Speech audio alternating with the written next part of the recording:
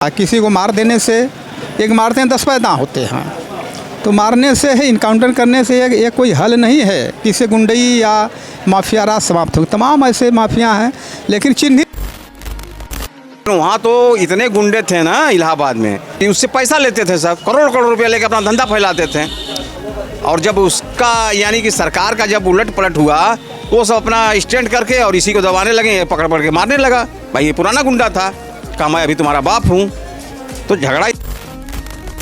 भाजपा सरकार को थोड़ा सा इन चीज़ों पे ध्यान देना चाहिए। जो थोड़ी थोड़ी सख्तियाँ जो आपके कर्मचारी हैं मनमाना हर्जाना कुछ भी लगा दे रहे हैं, उस पर उन्हें देखना चाहिए, उस पर कार्रवाई करनी चाहिए।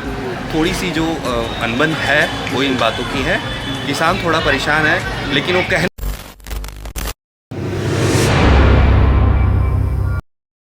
नमस्कार, मैं पब्लिक मीडिया मंच से आपसे जानना चाहता हूं, क्या 2024 में फिर बीजेपी की सरकार आएगी कि नहीं? देखिए, अब माहौल कुछ इस तरह का विपक्षी दलों का बन रहा है।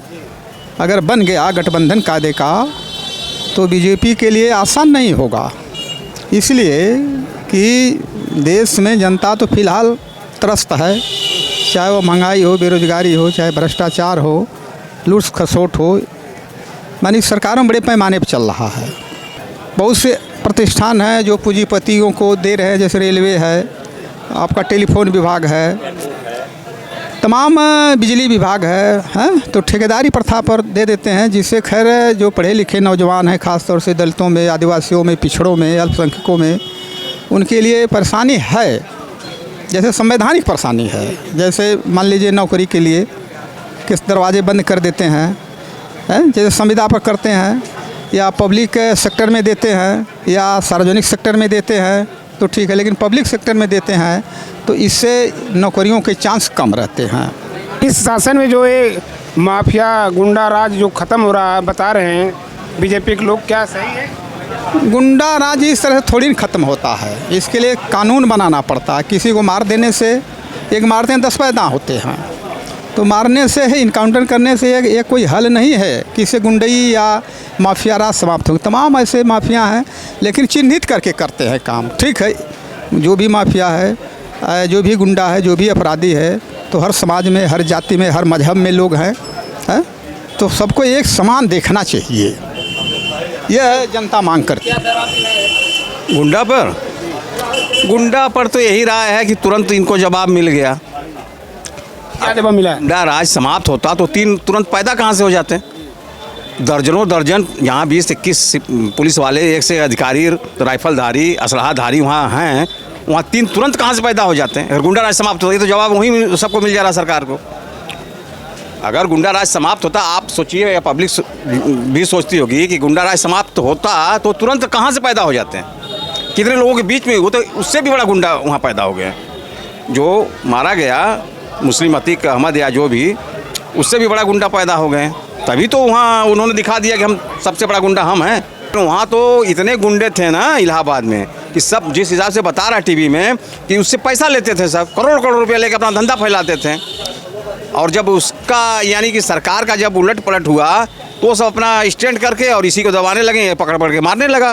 भाई ये पुराना गुंडा था, कहा मैं अभी तुम्हारा बाप हूँ, तो झगड़ा इन सबों का ऐसे था। ठीक है, अब महंगाई की बात, महंगाई से तो ये हालत है कि आप 10 रुपये की भिंडी या 20 रुपये की खरीद नहीं सकते हैं। क्रय शक्ति किसी पब्लिक के पास है नहीं, आम लोगों के पास क्रय शक्ति रह नहीं गई है।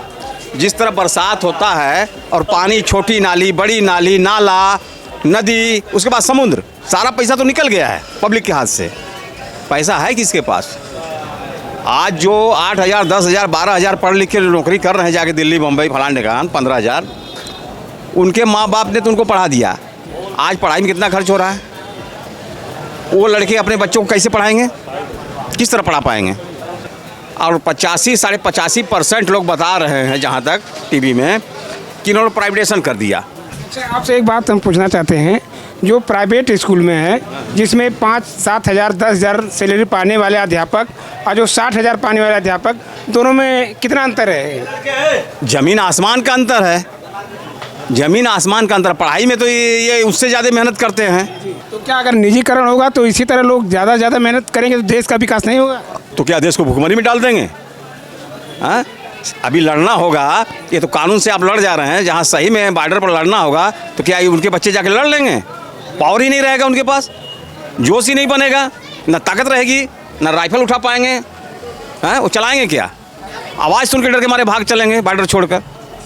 2024 की बात की जाए तो चुनाव थोड़ा टफ है, बट भाजपा सरकार को थोड़ा सा इन चीज़ों पे ध्यान देना चाहिए। जो थोड़ी थोड़ी सख्तियाँ जो आपके कर्मचारी हैं मनमाना हर्जाना कुछ भी लगा दे रहे हैं, उस पर उन्हें देखना चाहिए, उस पर कार्रवाई करनी चाहिए।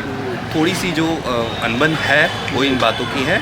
किसान थोड़ा परेशान है, लेकिन वो कहने नहीं जा रहा है कि हमें भाजपा सरकार नहीं चाहिए। सपा सरकार हो चाहे हर सरकार हो, महंगाई को किसी सरकार ने रोका नहीं है, ये सब जानते हैं। बस इतना कहना चाहते हैं कि भाजपा सरकार अगली बार फिर आएगी, बट इन सब चीज़ों का ध्यान रखें तो बेहतर आएगी।